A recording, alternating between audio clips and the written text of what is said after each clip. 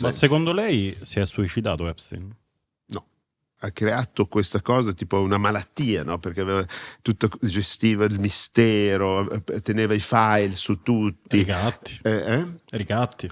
Forse per i catti. Mi diceva che aveva anche tanti, filmava tutti i suoi ospiti. Per me era un malato mentale.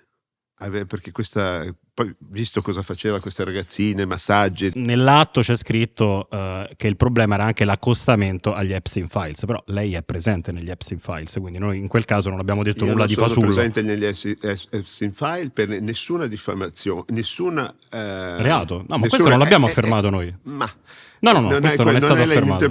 Puntata non è stata fatta alcuna accusa, ma c'è non stata ho visto solo... la vostra puntata. È pubblica tanto, c'è stata soltanto quell'associazione lì, ma lei è presente negli Epstein Files, quindi ovviamente non c'è stato alcun tipo presente di... negli Epstein Files? No, nei file. Negli Epstein Files, perché il New York Times ha scritto agli Epstein Files e ha detto che il signor Epstein negli email scriveva che io ero trouble, un problema per lui. Non ero il suo amico, non andavo in barca siamo da entrati lui, nel merito. Non andavo nell'isola con lui. Ma non con abbiamo Bill detto Gates. questo. Noi non siamo entrati nel merito. Abbiamo semplicemente fatto una lista di persone italiane, nello specifico segmento che andiamo a citare, tra cui lei. Questa è la prima cosa. Poi quando quelli della Record a casa mia non ci vengono, però. Quelli? Quella della Report a casa mia. Report. America non è casa mia. Si è risentito dell'intervista di Report? Sono dei farabutti, non fanno fact checking. Per ora dicono ancora che verranno, stanno decidendo in questi giorni. Gli iraniani hanno detto veniamo. Sì, però ci possono essere, io sono convinto che possono esserci tante sorprese, perché i giocatori iraniani sono benvenuti senza problemi. L'unica cosa che non potremmo dare i visti non ai giocatori, che di sicuro speriamo che siano giocatori, a delle persone che sono parte di questa cosa, che sono sotto quelle liste, solo che chiamano terroristi. L'Iran ha messo una lista di 10 condizioni. Mi sembra che queste 10 condizioni sono un po' delle richieste troppe. Infatti non so se qualcuno mi ha detto che al Presidente non sono proprio piaciute. Diciamo che in un paese come l'Italia Paolo Zampolli potrebbe diventare uno dei più amati qualora riuscisse... Non mi amate già? Una grande operazione simpatia. Io personalmente no, e non amo il calcio, quindi purtroppo non mi comprerebbe così. Liturgie di un bigotto, le teorie del complotto, omelie sul cruscotto, litanie di un corrotto, con il cervello in pappa ma con il vento in poppa, vuoi arrivare al succo, goditi la polpa. Pulp Podcast. Mi risulta difficile pensare ad una puntata più pulp di questa. Oggi ci confronteremo con un uomo che ci ha fatto causa per 5 milioni di euro. Numero 1. Solo 5? La motivazione di tale causa, per precisa dichiarazione dell'uomo seduto qui, è l'associazione agli Epstein Files del suo nome. Diamo il benvenuto al braccio destro di Donald Trump, il rappresentante speciale degli Stati Uniti per le partnership globali, Paolo Zampolli. Ambassador, come va? Bene, tu? Bene. Beh, dopo 1000 peripezie finalmente ci troviamo qui. Ma sono molto preoccupato, erano solo 5. Solo 5 milioni. Sì. Ma dai ragazzi, non è possibile. Sì. Chiamiamo l'avvocato. Solo 5 milioni. Un po' di più. In America siamo stati 500. 500 milioni. 500 milioni. Ma perché in America è tutto più grosso, capito? In America siamo in America, no? I polli sono grossi così, qui ci adattiamo. Abbiamo anche i tacchini. Poi arriveremo alle nostre vicende, però per chi non la conoscesse, chi è Paolo Zampolli? Paolo Zampolli è l'inviato special envoy, inviato speciale, non rappresentante del Presidente degli Stati Uniti d'America. Il mio titolo è Global Partnership globali. Io mi occupo di tutto quello che è l'agenda America First del Presidente. Vuol dire la nostra amministrazione è basata sul business, il business e la prosperità in giro per il mondo. Io porto il nostro business americano e anche il business in America, investimenti in America.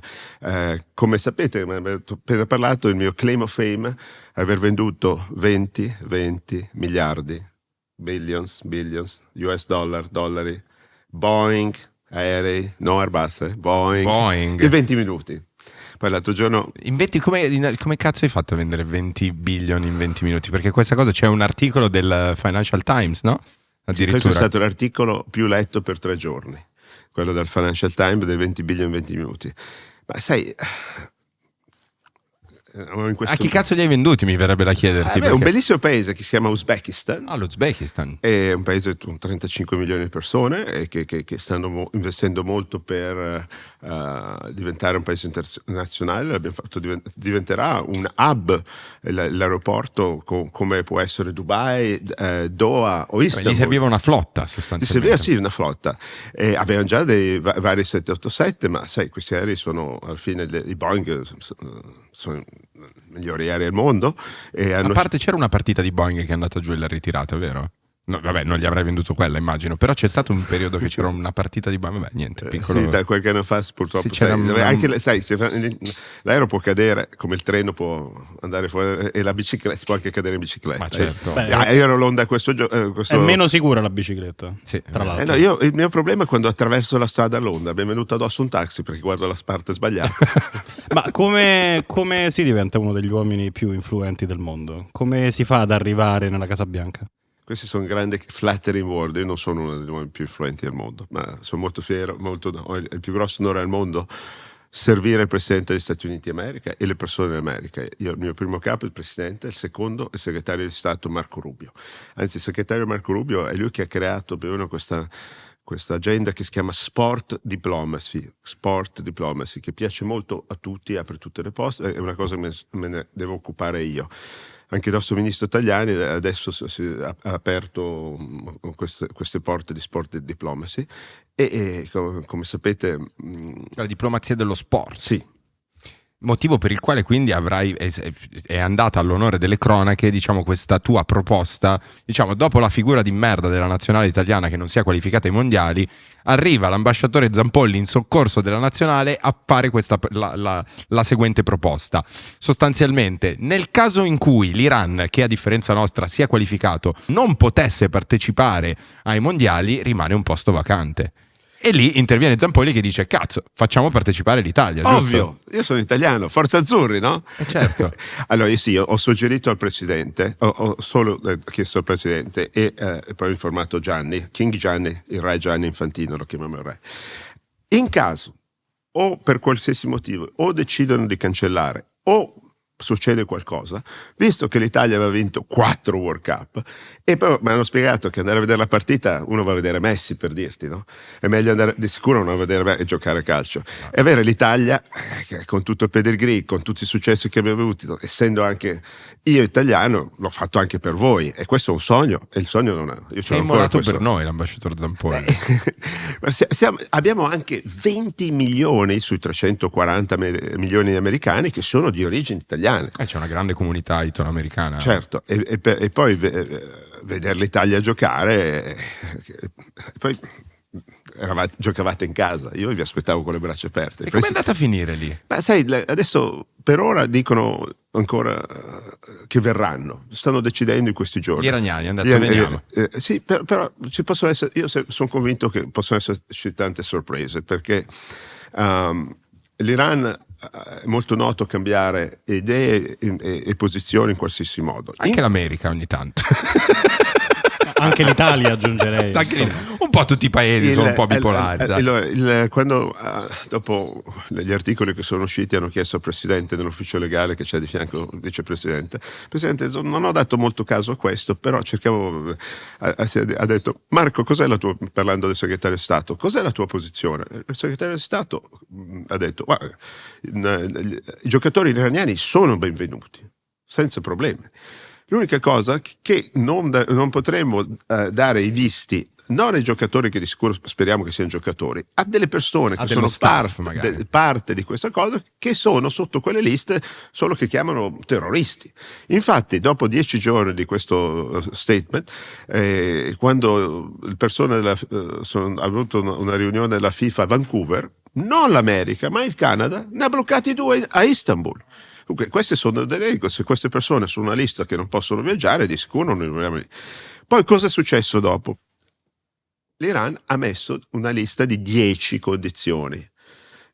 Io sono stato in missione, in viaggio in questi giorni, non ho seguito direttamente questo, ma mi sembra che queste 10 condizioni sono un po' delle richieste troppe, infatti non so se qualcuno mi ha detto che al Presidente non sono proprio piaciute.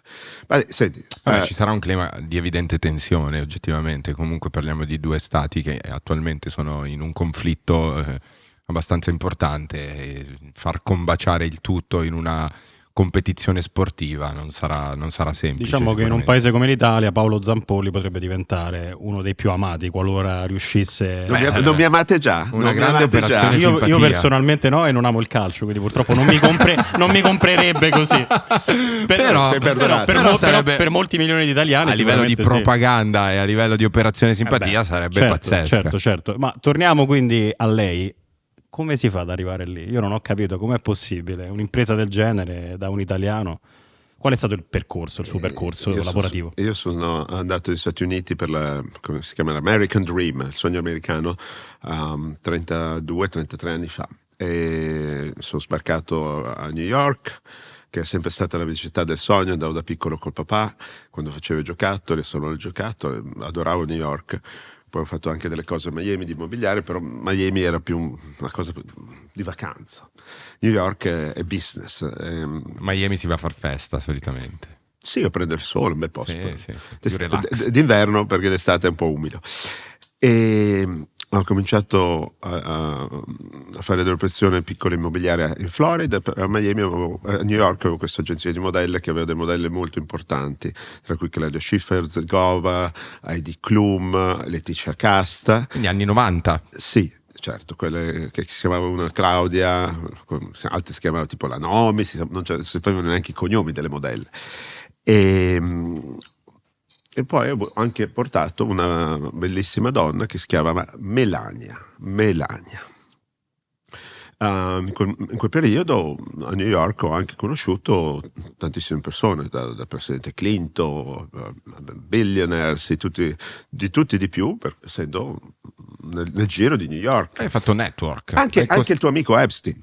Tu sei nei casi Epstein? No, io no. Mi Mi manca caso. Perché chi non è nel caso Epstein è un non disastro. conti un cazzo se non sei. Però dipende come ci sei finito in questo caso. Poi ci arriviamo. Ci arriviamo con calma, Parentesi ci arriviamo. Epstein l'apriamo dopo. Prego. Dicevi, hai iniziato a costruirti un po' un network di amicizie e di business a New York. Uscendo come esci tu, Certo. E come conosci tu tante persone.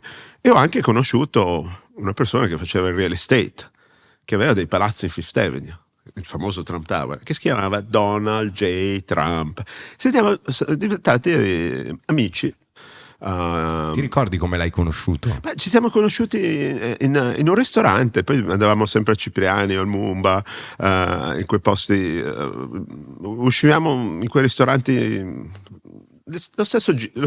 Stesso circolino. Siamo sempre andati d'accordo. Anche una volta in un'intervista che ha rilasciato il Presidente su di me ha detto "Paolo and I like beautiful things", e dopo qualche anno che ci conosciamo, io avevo questa bellissima donna che si chiama Melania Knaus, che era mia modella ed era molto amica della mia fidanzata all'epoca, Edith. Erano tutte e due delle stesse regioni, lei è slovena, Edith era ungherese, molto simili, avevano le stesse abitudini, andavano molto a nuotare, BFF, come si dice. Sì, andavano d'accordo.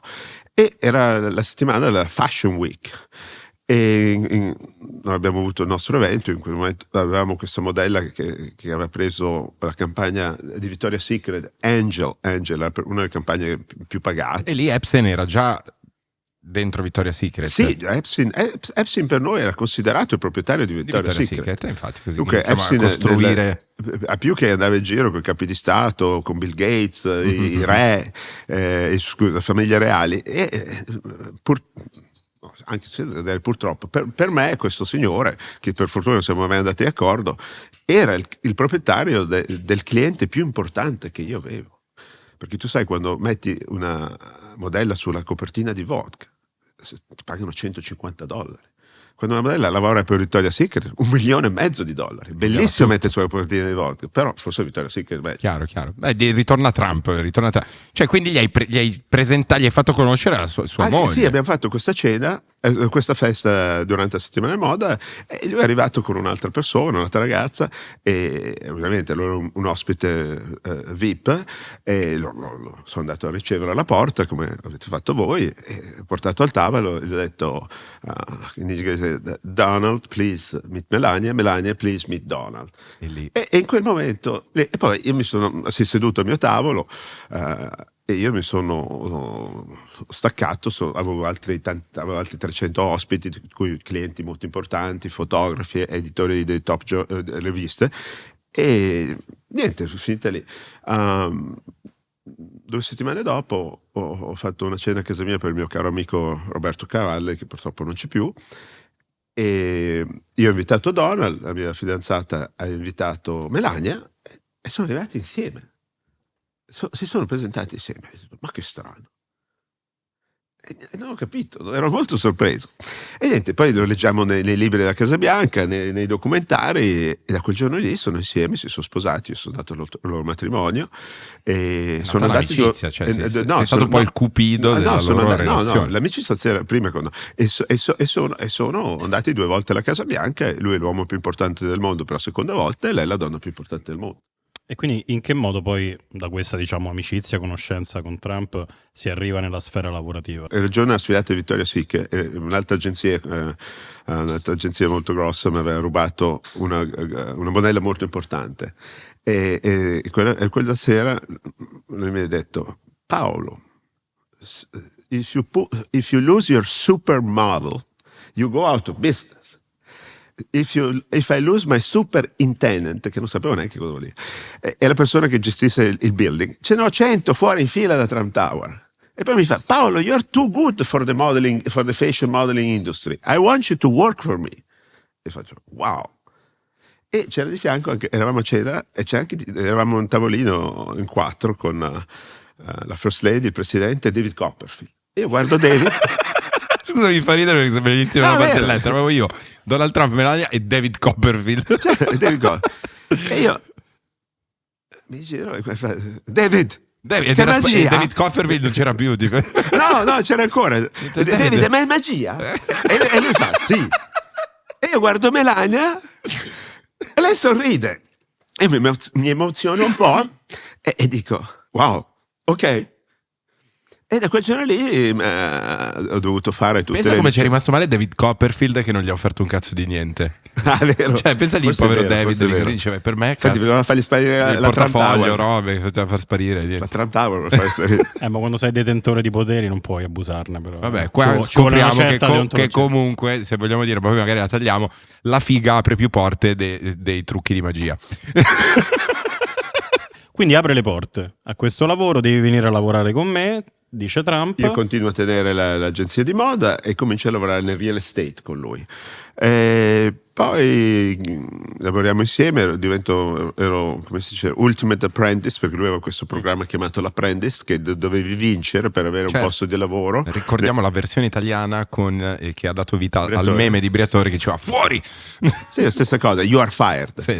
Ogni volta che mi chiama il presidente ho lo stesso problema. Grande format, devo dire. Già un paio di volte quando mi ha chiamato ultimamente. Lasciamo perdere. No, Briatore, il presidente. No, sì, ogni tanto. Sai, è diventato il mio capo, non è più il mio amico. Certo. E anche il capo del mondo. Allora comincio a lavorare con lui e divento direttore per l'International Operation della Trump Organization, e mi occupavo di promuovere il gruppo Trump sui progetti internazionali.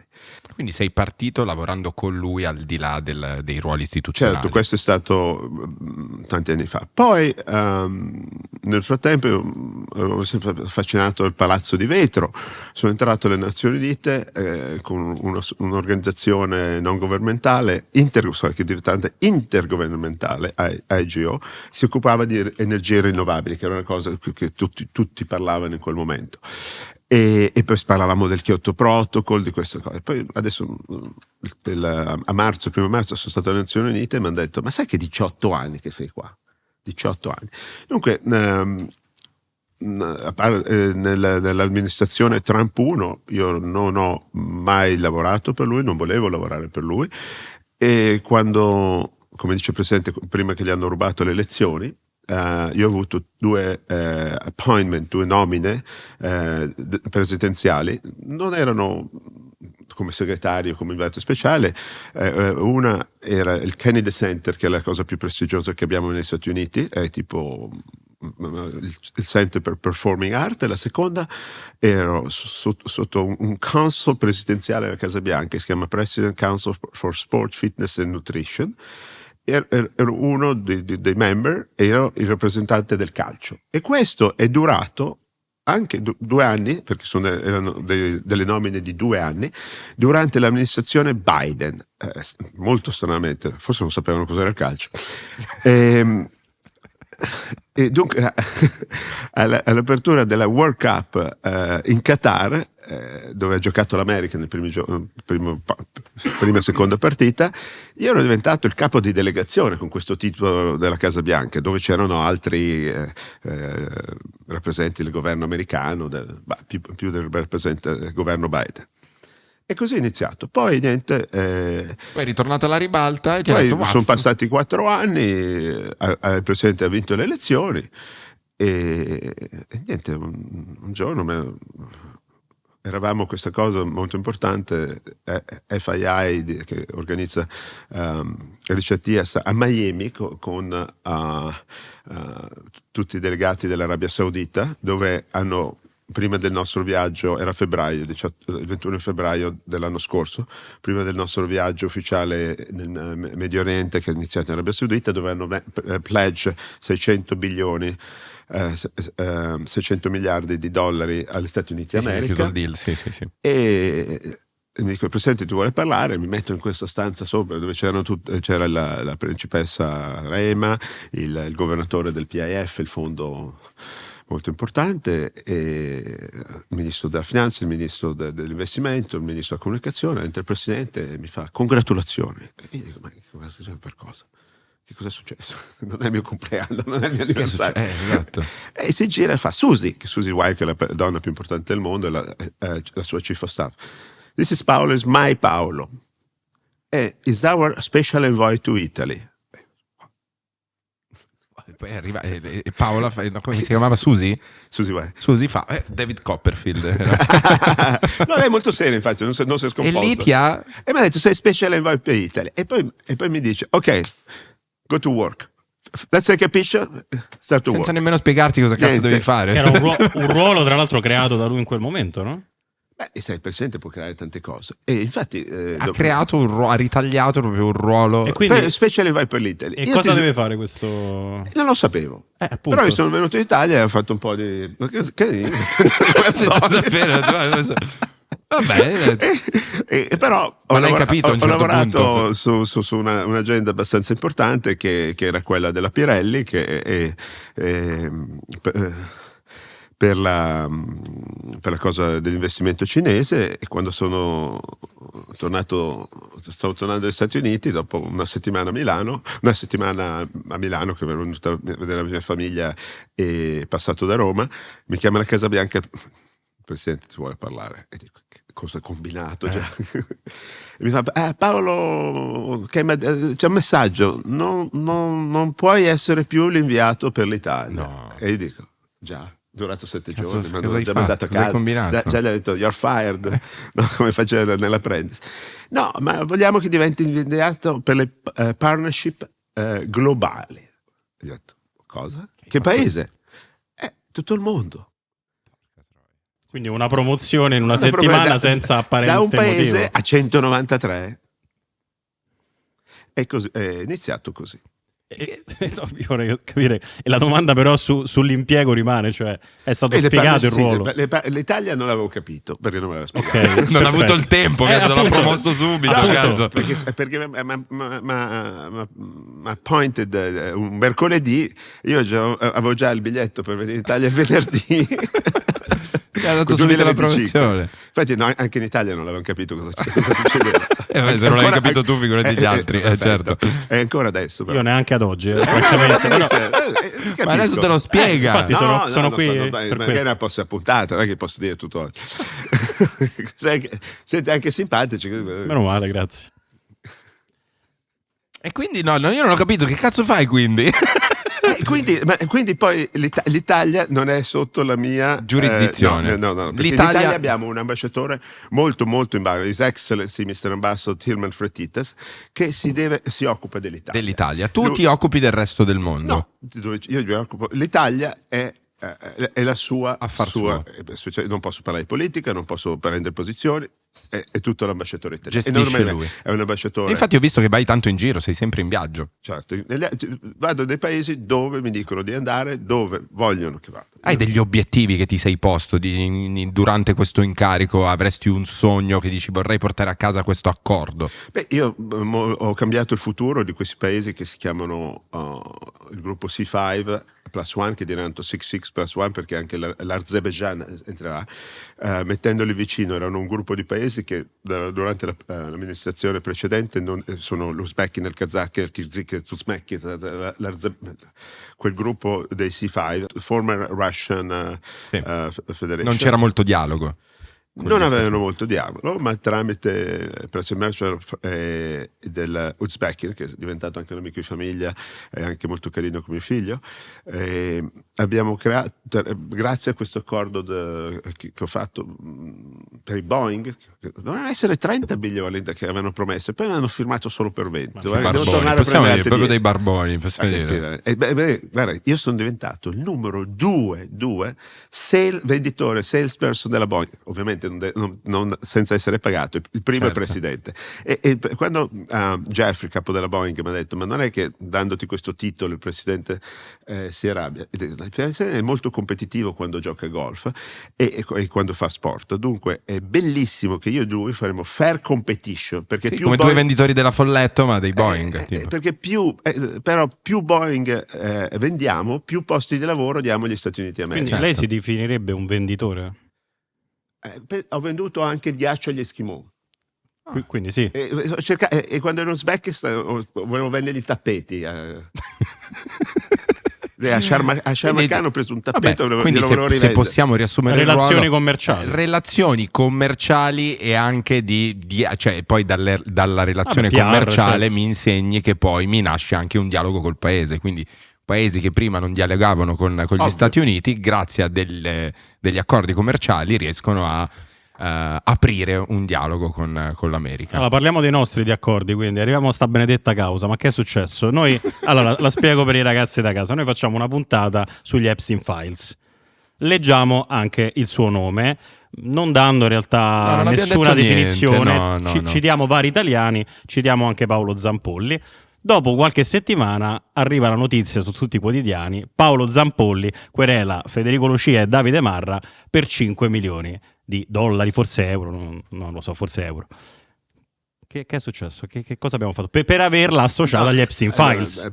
Immagino che, visto che sono qua, avrete fatto già delete tutti questi post osceni, accusatori. Non ci devi far sapere quali sono, dopo li cancelliamo se vuoi, perché tanto ne parleremo c'è la causa, forse ce l'ho anche nel cassetto, adesso tirerà fuori le guardie. Io mi ricordo tutto, c'ho una buona memoria. Sì, io poca, però voi avete usato delle parole molto defamatorie, tipo assassino. La spiego, poi? Non so solo per quello era il motivo? E delle parole molto defamatorie e delle insinuazioni che, attaccando una persona che lavora per il governo federale, non andavano bene. E poi, visto che anche le vostre cose sono viste da utenze di questi nuovi media che possono ripetere le cose, distorre tutte le informazioni, quella ha fatto un eco molto, e ha fatto dei danni molto più di 5 milioni. Infatti adesso dovrei chiamare l'avvocato e di mettere su alziamo un po'.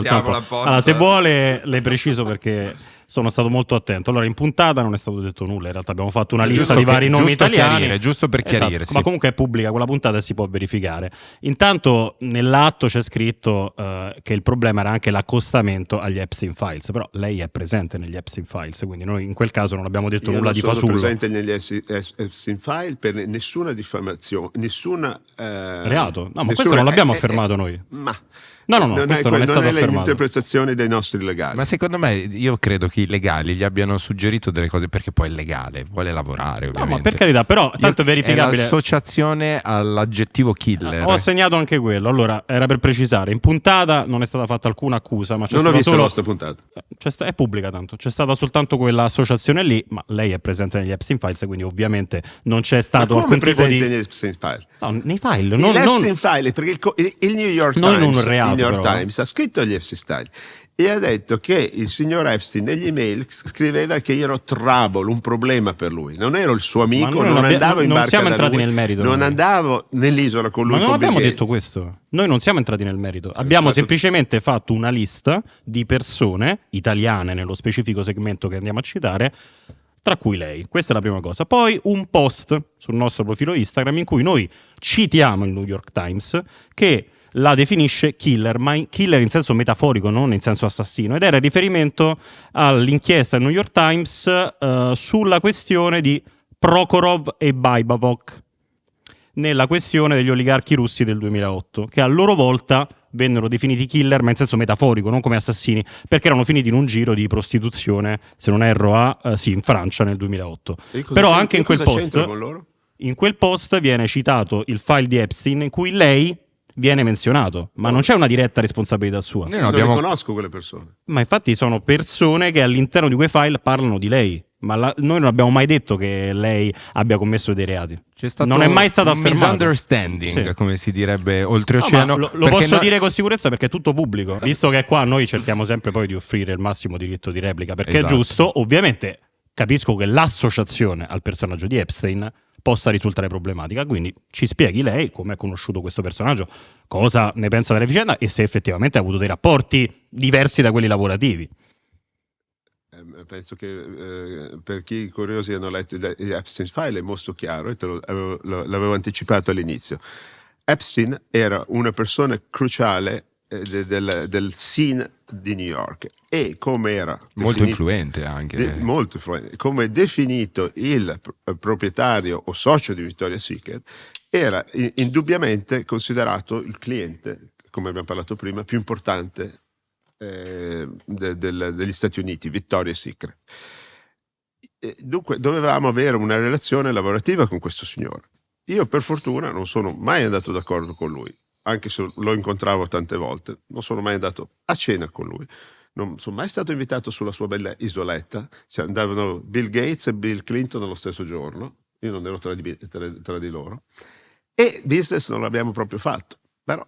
Ma tu che sei riuscito a intercettarlo e a conoscerlo, Epstein diciamo nel suo prime, girava già magari qualche voce di qualche schifezza che faceva? Cioè, che cosa si sapeva di questo Epstein? Veniva riconosciuto solo ed esclusivamente come il proprietario di Victoria's Secret o già giravano delle voci? Era una persona molto misteriosa, perché non lo vedevi, aveva tutto, si sapeva che lui aveva sempre questa isola dei balocchi. Quindi era già... Non sono mai stato, però non sono si mai sapeva. stato sì, ma nell'isola dei balocchi, da quello che ho visto negli anni dopo, non portava le modelle, lui portava delle ragazzine, massaggiatrici, queste cose strane, non erano modelle, non ho mai capito cosa voleva.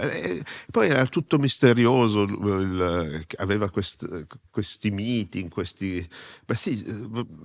usava queste ragazzine per attrarre personaggi influenti. Ti sei fatto un'idea, secondo te, del ruolo? Cioè si vocifera che sia stata addirittura sia stato una spia del Mossad, insomma diciamo che gli Epstein Files si portano dietro un marasma di merda, motivo per il quale anche essere associato agli Epstein Files, anche quando magari non ci sono associazioni dirette, è un po' un marchio a fuoco, certo, attualmente, ovvio, questo certo.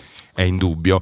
Dall'altra parte si porta dietro anche un alone di complotti che però, se posso permettermi di dire, la gestione del governo attuale degli Stati Uniti su come ha fatto uscire questi Epstein File in maniera un po' diciamo a tranche, un po' togliendo delle cose che non si capisce se sono usciti tutti, secondo me alimenta ancora di più la voglia di complotto. Dal tuo punto di vista, ti sei fatto un'idea di che ruolo potesse aver avuto, se era un ruolo addirittura di spionaggio per conto di un altro paese, o se semplicemente stiamo parlando di un faccendiere che faceva delle cose indegne per crearsi un network di potere attorno a sé?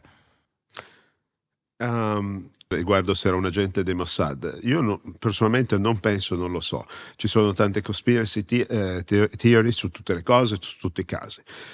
Di sicuro lui era una persona molto intelligente e ha creato questa cosa tipo una malattia, no? Perché gestiva il mistero, teneva i file su tutti. Ricatti. Forse per i catti. Mi diceva che aveva anche filmava tutti i suoi ospiti, aveva le camere separate, nascoste, non so, sì. Grazie a cielo non mi ha mai invitato e non ci sono neanche andato. E o sul suo aereo viaggiava però con l'ex presidente Bill Clinton, sempre in giro per il mondo, quando il presidente non era più presidente, però sempre Bill Clinton andava in giro per il mondo, in tutti i paesi. E per me era un malato mentale, perché poi visto cosa faceva queste ragazzine, massaggi di tutti, tipo questo schiavismo, minorenni anche, esattamente, una cosa disgustosa. Ma per me è una malattia mentale, perché tu avrai avuto la sua età, magari quando era giovane, anche un uomo affascinante, gente con tutti i soldi che aveva, si poteva trovare una bella fidanzata e stare tranquillo, no? Ma Trump che cosa le ha detto nel corso degli anni? Io guarda, non ho mai parlato con il presidente Trump di questa cosa, perché io non ho mai visto il presidente Trump con lui. So che questo Jeffrey aveva una casa a Palm Beach, come tutti sanno, e il presidente ha casa a Palm Beach che si chiama Mar-a-Lago. Io non frequentavo Mar-a-Lago, vado solo a Mar-a-Lago se il presidente mi invita. Adesso, nel passato sono stato solo a Mar-a-Lago una volta al suo matrimonio, ma la Palm Beach non era... Quindi non ha mai fatto menzione... mai menzionato in queste cose. Neanche Melania? No, assolutamente no, non è una cosa... Perché Melania poi in una conferenza recente ha anche smentito qualsiasi tipo di associazione ad Epstein, però in realtà si conoscevano, ma hanno anche detto che l'aveva presentato a lui. La Melania io l'ho conosciuta quando Melania aveva 24 anni a Milano, un'agenzia che si chiama Fashion Models, e l'ho portata a New York, era anche un'agenzia di Dejan Markovic.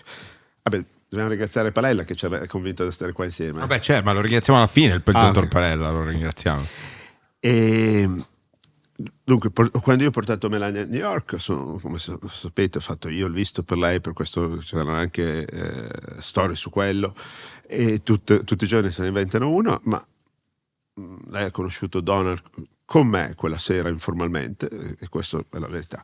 Poi, quello che si sono incontrati a Palm Beach, come ci sono le fotografie, prima o dopo, io non ero presente. Ma secondo lei si è suicidato Epstein? No.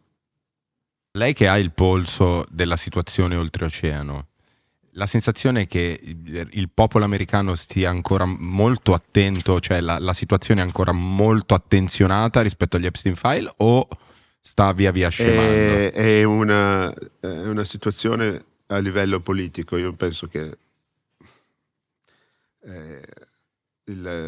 l'americano medio forse si è anche stufato, però ovviamente visto che ogni giorno se ne possono inventare uno, e questi Epstein File, l'opposizione, come fanno in tutto il mondo le opposizioni, anche in Italia si accusano un giorno per una cosa per l'altra, stanno ancora, come dice, cavalcando la situazione, ed è abbastanza, tanti anni, abbastanza noioso. Dal punto di vista processuale, non mediatico, lei ha delle informazioni, cioè si sta muovendo qualcosa? Perché il dubbio anche che si sollevava qui era magari mediaticamente possono ricevere degli attacchi anche ingiusti in molti casi, dei personaggi accostati per qualche motivo o solo citati, ma a livello diciamo di inchieste giudiziarie si sta muovendo qualcosa? C'è l'intenzione di provare ad andare in una direzione di qualche reato potenziale, oppure... per le vittime, io pensavo che tutte le vittime sono state incluse, gli hanno pagato. Non è che l'ho Non seguito tutte, molto. non tutte, Io no, mi sono no. offerto. Anche perché alcune sono potenziali, ancora non sono. Magari tutti i giorni ce ne inventiamo una nuova, allora forse sono anche io una vittima adesso.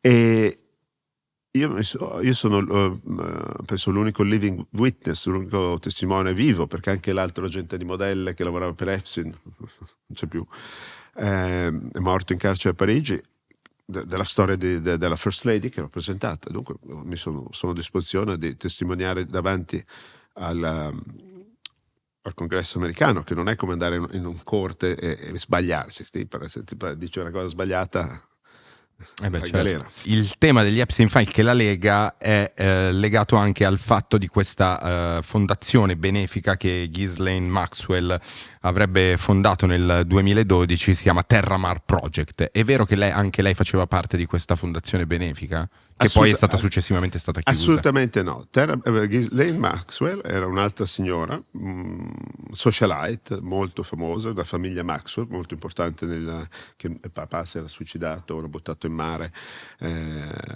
billionaire inglese, ed è venuta alle Nazioni Unite e aveva questa società Terramar, che non era quella che ho aperto io, aveva il concetto di dare pezzi di oceano come terreno al mondo, e questo è completamente l'opposto del concetto delle Nazioni Unite, che abbiamo il sovereign del territorio, come voi non volete per la Sicilia, se la Sicilia vuole diventare indipendente, come noi magari Porto Rico è nostro, oppure la Serbia e Kosovo.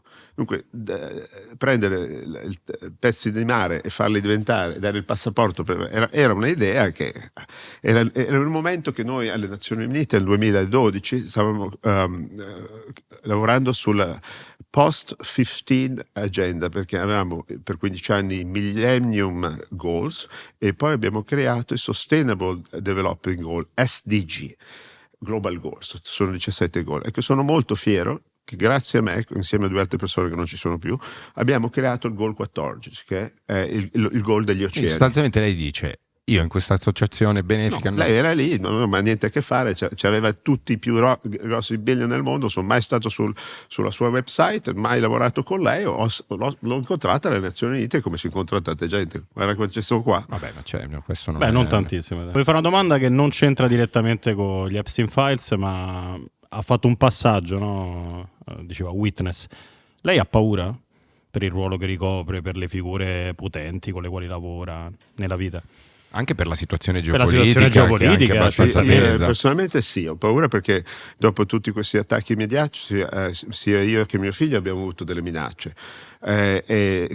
Quando io viaggio in missione ufficiale abbiamo i servizi segreti, la scorta del governo locale, più la macchina blindata dell'ambasciata e i nostri servizi segreti dell'ambasciata. Se vengo a Milano in vacanza, no. In America, no. Il giorno che io finisco il mio lavoro, no. Però magari... Beh, non lo dica così, perché se uno vuole colpirla sa che in Italia c'ha il culo scoperto. Non diciamolo. Ma parto prima che vai in onda. Sono rimasto qua per te. Tra le tante notizie, compresi i 5 milioni, compresa l'Italia, è uscita fuori anche una che riguarda lei e Giuseppe Conte. Questo incontro che c'è stato. Giuseppe, scusa. Giuseppe. Lei lo può chiamare così, io non mi permetto assolutamente. Il Presidente lo chiama così. No, ma lei lo può chiamare così. Che tipo di l'unica domanda che Report non gli ha fatto, tra l'altro. Vabbè, così da far notare. Non era interessante, per quello era semplice a rispondere. Non potevano smettere schifezze. Era troppo facile. Che tipo di incontro è stato? Una bellissima colazione in un ristorante buonissimo di pesce, famoso, no? E persona molto piacevole, molto intelligente, il nostro ex presidente del Consiglio, che abbiamo avuto sempre un rapporto molto carino, cordiale. Se mi invita domani ci vado ancora. Ma quando vi siete conosciuti? Qualche anno fa. Quando era presidente? Sì. Che cazzo vi siete detti? Abbiamo parlato come tra amici. Così, è un incontro fra amici. Sì. Quindi non lavorativo. No, assolutamente no. Ma lei lo vedrebbe come potenziale premier? Cosa ne pensa? Questa a titolo personale, cioè questione italiana, cosa ne pensa? Magari io penso anche... che il Partito Repubblicano è un partito di destra. Quando il presidente Conte è stato nel governo, a me so che era molto amico del mio presidente e hanno lavorato molto bene insieme. Il nostro governo è un governo di destra, però lui mi sembra sia un governo di sinistra. Centrosinistra, diciamo. Chi lo sa? Centrosinistra. Non lo sanno manco loro, forse. Centrosinistra, direi, sì. Io non voto in Italia, dunque... No, ma infatti lo dicevo a titolo personale. Allora, noi... Anche sulla Meloni, se vuole esprimersi ma ti un ha po'... detto prima che non si può esprimere in Italia. No, a titolo personale. Meloni, fantastic leader. A titolo personale, non come carica. Fantastic Sì. leader. Lo ammiro tantissimo. E noi rispettiamo molto le persone elette, come se chi è il presidente di un paese deve essere rispettato. Dobbiamo lavorare con la persona che è eletta. Un buon rapporto con Trump, mi pare anche, no? Penso sia ottimo. E non è un rapporto Sono un po' di frizioni ultimamente. È vero, sul Papa, è vero. Ma non è un rapporto che ho creato io, non è mia giurisdizione. Certo. Sì, è vero, c'è stata un po'... Lei è credente? Sì, certo, anche mia madre è il cugino di Papa Montini. Ho fatto molte cose con Papa Francesco, gli oceani, e abbiamo lavorato anche su temi di artificial AI. Per il Vaticano? Sì, Oh. nel 2017. Avevamo lavorato su avevamo fatto una proposta basata sulla etica e avevamo suggerito di fare i comandamenti dell'artificial intelligence. Cioè di inventarne nuovi? Dell'artificial intelligence. E questo intendevo artificial intelligence, machine learning. Dunque qualcuno all'inizio non è che deve dire il primo codice. Un codice etico. Certo, va istruita, tra virgolette. Va istruita certo. all'inizio, poi adesso come c'è GDP, come quella nuova, no? Sì. Impara, ma all'inizio i primi input è un coding e bisogna dire semaforo rosso ti fermi, semaforo verde vai avanti, giallo rallenti. Non ci sono molti semafori secondo me sull'intelligenza artificiale attualmente. Però bisogna dare il coding, oppure come tutti sappiamo come gli aerei purtroppo cadono qualche volta, purtroppo i treni e le biciclette. Se le macchine hanno gli incidenti, bisogna anche dire se c'è un incidente, c'è persona giovane, persona anziana, dove va la macchina? E questo senza dare le particolari che possono essere più critizzati. I dilemmi morali. I dilemmi morali, certo. E poi ovviamente uno può dire salviamo il bambino, però la famiglia della signora anziana ti dice no, perché è la mia signora anziana. No? E poi questo, come sappiamo in America, ci sono tutte queste cose, class action lawsuit. Poi adesso che stiamo arrivando, abbiamo già per strada gli autonomous driving vehicle. Ah sì, in America tanto. Ci sono questi forse saranno più sicuri di quelli col conducente, di sicuro che non sono distratti al telefonino a mandare messaggi. Ma sì, però poi si pone il tema di quando fai l'incidente, di chi è la colpa. È perfetto. Sì, è quello un tema. E chi l'ha programmato per fare quello? Certo, e quello è un tema di responsabilità che non è ancora stato chiarito sicuramente. Infatti penso che il Papa Leonardo XIV sta lavorando su una lettera per l'artificiale intelligente che rilascerà fra qualche giorno. Mi so che si sta proprio focalizzando tanto. Sì, lui è molto, questo. tra l'altro americano. Quindi insomma sì, c'è una società che si chiama non ho avuto tempo a guardare intensamente perché abbiamo poche news quando viaggiamo da queste parti in giro tutto il giorno. Una società che si chiama Tenor che ha fatto la loro costituzione, come io ti ho portato US Constitution, ma questa la do ai capi di Stato quando li visitano. Questa è bellissima, ragazzi. Ma tanto non ci fanno entrare in America a noi. No, hai detto che non mi fai più entrare in America tu. No, magari lo dice qualcun altro, io posso suggerirlo. Ma se sei simpatico magari ti faranno entrare.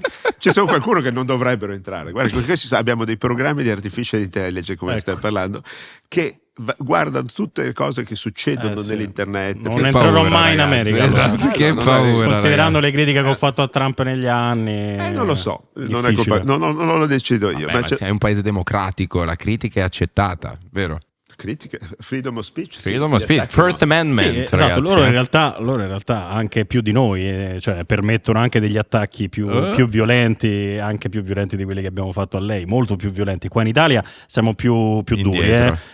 No, indietro, una scelta, una scelta culturale. Siamo più nella continenza, diciamo, non si può esagerare troppo quando quelli si della fa Record a casa mia non ci vengono però. Quelli? Quella della Report a casa mia. Report. America non è casa mia. Ma si è risentito dell'intervista di Report? Sono dei farabutti, sono non fanno fact checking, non guardano come quello che ha fatto sul ministro, possono dire quello che vogliono così e non vanno a vedere se le cose sono successe. Poi hanno messo delle cose. Beh, hanno intervistato, diciamo, Amanda Ungaro? Sì. La madre di mio figlio, la madre di mio figlio che lei sente di non aver potuto rispondere a pieno o che insomma vuole aggiungere qualcosa rispetto a questa vicenda che è emersa?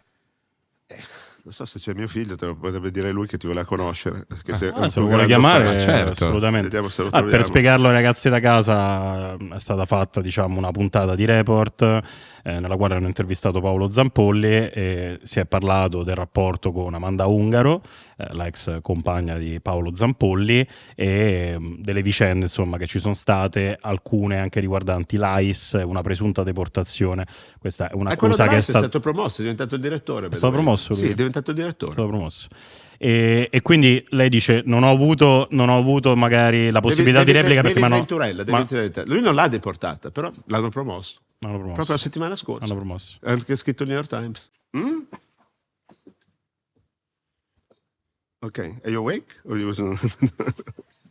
Okay, listen, my friend here, the one you wanted to meet, is going to ask a couple of questions, no? You don't have to go video. Ciao Giovanni, how are you? Good, you?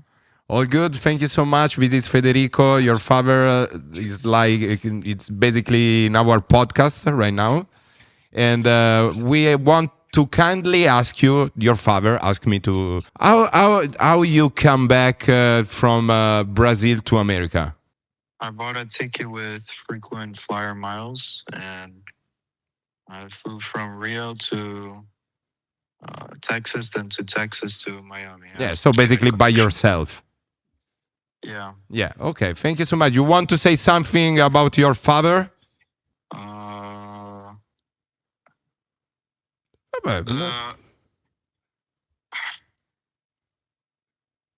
No, that's it. No. Ok, thank you so much Giovanni, ciao. Ciao. Vabbè, in sostanza tuo figlio ci dice, io sono venuto per i cazzi miei, giusto? Sì, perché stiamo parlando della puntata di Report. Report. Non l'ho mai guardato. Dall'America non c'è l'accesso, è bloccata. Non capisco perché fanno le puntate su un italiano in America non la puoi neanche guardare. Ragazzi, ogni volta mettono lì. Meglio così, no? Hanno fatto 3 volte il record. Poi parlano del tartufo, cade tutto. Peccato che non abbiamo lo sponsor di una VPN in questa puntata. Cazzo, sennò è vero, era perfetto. Non possiamo suggerire una VPN. Cos'è la VPN? È quello per vedere le puntate. Se sono bloccate in un paese usi la VPN. C'è modo di vederlo? Sì, con la c'è VPN. modo. Okay, no, perché in Italia questi fanno le puntate per fare il rating, per attaccare il presidente, perché attaccando me attaccano il presidente. Quindi vabbè, in sostanza, allora, che cos'è che vuole contestare al Report? Che è stata tagliata e incollata un po' così? Sono dei farabutti. La Record, ci sono altre cose in corso, vedremo dove va a finire. Anche a loro 10 milioni? No, molti di più. Sei matto, cioè molti di più. Molti di più. Mi fa volare che li chiama Record. Però il record ha un suo senso, volendo. Record. La registrazione poi hanno fatto il record con me. Esatto. Senza di me non li guardava nessuno. Però posso dirti una cosa, posso dirle una cosa, ambasciatore. La prima regola che dovevano dirle i suoi avvocati, il Report c'hanno le telecamere anche nel buco del culo. Lei si è lasciata andare questa, diciamo, asserzione un po' da bar sulle brasiliane, che se c'era un buon avvocato gli diceva cazzo non parlare quando non ti riprendono. Come qui? No, noi non lo facciamo. No, noi non lo facciamo. Abbiamo uno storico in assenza di trappoloni. In assenza di trappoloni, non lo facciamo sì. noi. Perché poi vedi uno magari si lascia andare in cose che chi davanti a una telecamera non direbbe. È cosa vera. Vabbè, però, che rivendica. Quindi, vabbè, insomma, almeno c'è l'onestà intellettuale di rivendicare le cose che ha detto. Non è quindi una questione di dire vabbè, ma vuole aggiungere qualcosa? No, stavamo scherzando, dai. Sì. Vuole aggiungere qualcosa, diciamo, che non le è stato permesso di spiegare meglio? Hanno tagliato tutto. La verità è vera, non hanno fatto nessuna verifica delle verifiche tutte le schifezze che hanno detto. Bastava andare online, come ha fatto l'avvocato dal suo studio qui in Italia. Non serviva andare anzi adesso stanno aprendo non ho capito come si chiama, una investigazione parlamentare. Abbiamo richiesto un'investigazione parlamentare su la commissione parlamentare? RAI. Interrogazione parlamentare. Scusi, non vedo, scusate ragazzi, non vedo sì, per cercare di capire quanti soldi ha speso per fare ste puntate su di me. Questo ragazzino qui, non so come fa ancora a entrare in America. Però anche se sei accusato di aver fatto deportare tuo figlio, non dire non fai entrare in America, se no sembra che fai quelle robe lì, no? Tu lo dici, hai fatto magari deportare mio figlio. No, ma dico, se sei accusato di quello, non fare la battuta del non lo fanno entrare in America, perché poi uno pensa che hai quel potere quando... magari questo stiamo scherzando. Ma continua ad andare in America. È stato fuori casa mia 3 giorni. Vedi, 3 giorni. Vedi che è la dimostrazione che Zampolli non ti può deportare, perché se avesse potuto lo avrebbe fatto deportare. Esattamente. Ma infatti lei è stata deportata perché era un criminale che non hanno spiegato. Il marito, a me aveva detto che era un veterinario, faceva operazioni chirurgiche nello stato della Florida. Ma chi questo? Mi sono perso. Perché il compagno di Amanda Unger. Il compagno, sì, il marito. Io ero compagno. Il marito. È una cosa diversa. Sì. Non si sono sposati, io no, grazie al cielo. Il marito di Amanda Ungaro e Amanda Ungaro facevano medicina illegale nello stato della Florida. Quindi questo sarebbe il motivo per il quale questo è il motivo. Nel 2025 a Miami. 2025 a Miami però non è stata confermata l'accusa ancora, non c'è stata una sentenza di condanna. La sentenza di condanna no, è per lei, ma c'è ancora il progetto è perché lei è riuscita e lei ha la più grossa fortuna che se n'è andata, perché se no sarebbe ancora in prigione a Miami. Perché conferma lei, diciamo, da carte, proprio come dice verificare le fonti, lei non è stata condannata. Non hai capito bene.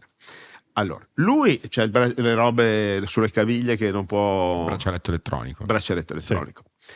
E non so quando sarà il suo trial quest'estate. Lui ha 14 felony, 14 imputazioni, 14 non una. Lei ne aveva 7 e questa investigazione che ha fatto la polizia di Miami è andata avanti per 2 anni perché c'erano, penso, 7 persone che gli aveva distrutto la faccia e gli hanno fatto causa per malpratiche. Quello che sappiamo è che lui non aveva la licenza in America per fare questo lavoro e neanche lei, questo ti assicuro. Possiamo dire che in base a questi elementi, per come agisce in maniera arbitraria l'AIS, avrebbe banalmente potuto espellerla anche senza... Lei è stata l'AIS espelle le persone illegali. Lei è diventata illegale perché ha voluto diventare illegale, perché non era tanto difficile avere visti durante l'amministrazione. Lei è stata trasferita in un centro AIS per circa 3 mesi. Se non lui aveva la green card e la legge era cambiata. Lei, essendo stata illegale, è stata trasferita in un centro AIS, dove il procuratore di Miami la volevano riportare a Miami, e se lei fosse stata riportata a Miami sarebbe ancora dentro aspettando di andare in giudizio. E l'accusa del New York Times, poi ripresa da Report, è che lei abbia fatto pressione sull'ICE per farla deportare in Brasile, no? Se lei legge il New York Times, quando loro sono stati arrestati, io non avevo mio figlio perché lei aveva portato mio figlio via dalla scuola ed era a Miami, ed ero molto molto preoccupato di mio figlio, che è l'unica cosa che ho, e ho chiesto alla persona, David Venturella, che era un senior advisor, adesso è diventato il direttore dell'agenzia, e poi abbiamo cambiato il nome perché they're nice people, il presidente li chiama nice, no ice, nice people. Operazione simpatia più. Sì, infatti. Non riuscitissima in questo caso.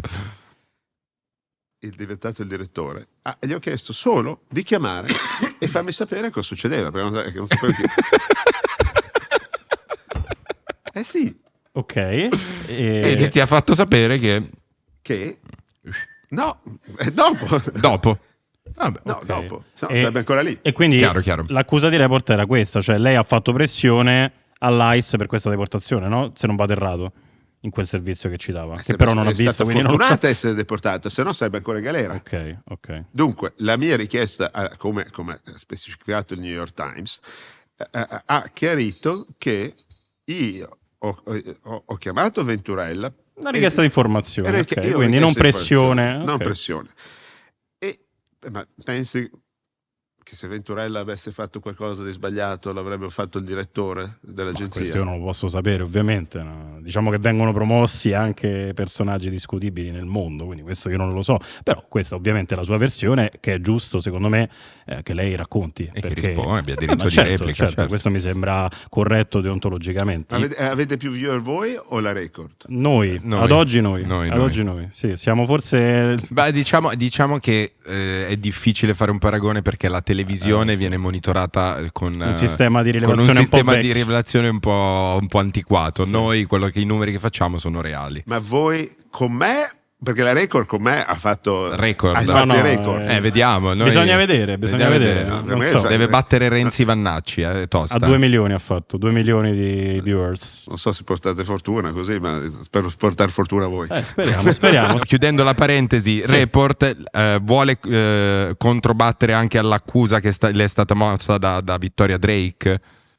Ma quello è una professionista che l'ha fatto a varie altre persone. Lì c'è un'investigazione dell'FBI aperta che ha ufficialmente dichiarato e questa signora Drake ha fatto le stesse accuse a tante altre persone, sono stato informato, non posso andare nei commenti in dettagli, e la sua richiesta mi ha chiesto, ha cominciato $500,000 e ha messo anche il padre al telefono dicendo che la figlia è stata distrutta, ma io non mi ricordavo neanche di averla conosciuta, e poi sono andate $650,000, adesso è a $4.750.000. Sempre meno della Meno nostra. di quello che ha chiesto noi, Sì, comunque. sì, ma sono due cose diverse. Però lei l'accusa era solo per non andare dalla stampa, non per problemi.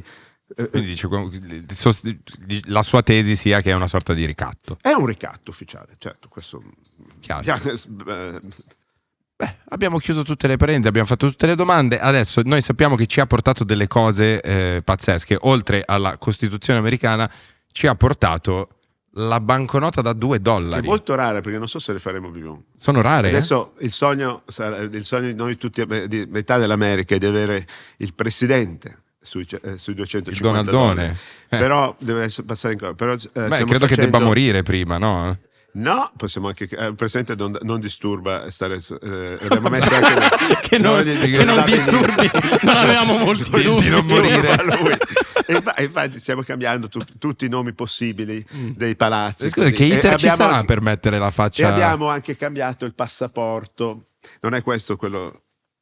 Il passaporto nuovo bello, del però. presidente. Questo Bello. Questo è quello diplomatico? Sì. Bello. Minchia, questo sai quanta roba puoi passare? No. No, io lo farei, Il non lei. passaporto nuovo Io un sacco di droga importerei. americano, mettiamo qua la foto del presidente. Ah, questo è già andato? È già andato in porto? Certo, adesso è andato in porto, lo trovate su tutti i media. Quindi sostituiamo sostanzialmente questa foto storica. Ma la facciona? O lui così? Io avrei messo lui che fa così dopo che ha schivato il proiettile tipo Matrix. Un comitato ha deciso quello. Posso suggerire? È già stato deciso. Cazzo. Questo è il passaporto, che penso che ci sono 150 milioni di passaporti in America su 350 milioni, 40 di americani. Dovranno tutti cambiarlo. E poi se uno ci scrive sopra la faccia del presidente, il passaporto non vale più. Non puoi E disegnare devi i cazzetti sulla faccia. Ma è tremenda sta cosa. E poi immagina quanti passaporti Verranno dovranno rifare. a $400 l'uno. Ah, quindi è una mossa. È un modello di business. Per rilanciare l'economia. È un modello di business interno, sempre più Homelander comunque di The Diciamo, Boys. ultima domanda abbastanza seria è del fatto che lei fa parte del Board of Peace, l'incarico... Io aiuto il Board of Peace per un programma di sport che è molto simile, anzi è stato ispirato da quello che ha fatto il Re Gianni Infantino, che ha creato la FIFA Foundation, che è molto grossa, ha pledge dei soldi per fare dei campi di calcio Ha cacciato dei soldi, ragazzi. Stavo traducendo per i ragazzi. Pledge non ha cacciato. Ha calciato. Era slang, cacciato. Calciato. Ha cacciato la grana. 80 milioni. Per far che? Ti spiego, per fare dei campi di calcio, perché alla fine far giocare i bambini a calcio va benissimo, no? 80 Dovremmo milioni. anche Quanti cazzo di campi di calcio facciamo con 80 milioni? Cioè, sono anche 2 milioni di persone lì, ci sono anche, dovremmo anche farle giocare in Italia, no? Un po' di Sport Academy per insegnare. Non sarebbe male, Sarebbe ora, questo forse per cambiare cominciare a far giocare, perché l'altro giorno ero a Miami, abbiamo la Formula 1 ha vinto l'italiano, il tennis ha vinto l'italiano. Però ragazzi, a calcio facciamo schifo al cazzo. A calcio dobbiamo imparare a giocare a calcio. C'è tutto. Stata una progressiva distruzione proprio di tutto il sistema sport calcistico. Allora, come abbiamo già parlato, che io questo ruolo di sport diplomacy ho contattato le persone che ho conosciuto di altre federazioni, senza dire tutte quelle di sport non costosi. Non andremo a mettere la Formula 1 a Gaza, dei sport con le palle, tipo il basketball, il volleyball, anche il tennis, il padel, che piace a tutti i giovani. Quelle altre federazioni a Gaza. Questo è il Board of Peace, è per Gaza. Per costruire i campi da calcio di paddle a Gaza. Vabbè, il suo ruolo è quello. Diciamo che prima di costruire i campi da paddle, il calcio ci vuole shorts e un pallone. Sì. Anche qualcuno lì ci vorrebbe anche la sicurezza, però di quei bambini che giocano, perché insomma non mi sembra uno scenario così tranquillo per far giocare i ragazzini in mezzo alla strada. Sto occupando di sport diplomacy. No, per carità, quello è il suo campo di competenza. Il suo ruolo subentrerà quando risolveranno la situazione, esatto. quindi diciamo tra un po'. Si spera il prima nell'anno possibile. del mai. Ho portato la foto del presidente, fotografata da Marco Glaviano. No, non ci posso credere. The Golden Age of America. Vabbè, questo è il punto più alto di Pulp Podcast. Bellissima. Ma che cazzo?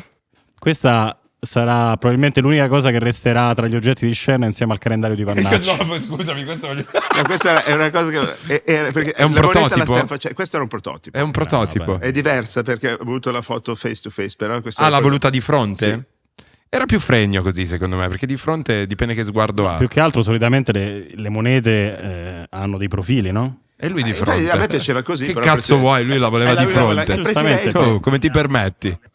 Bello. Questo sarebbe questo? Che moneta è? $1 in moneta. Bello. In God we trust. Io avrei messo in Trump we trust. Sarebbe ovvio, I trust in Trump. Però che tu fai una foto per questo. Mi piace.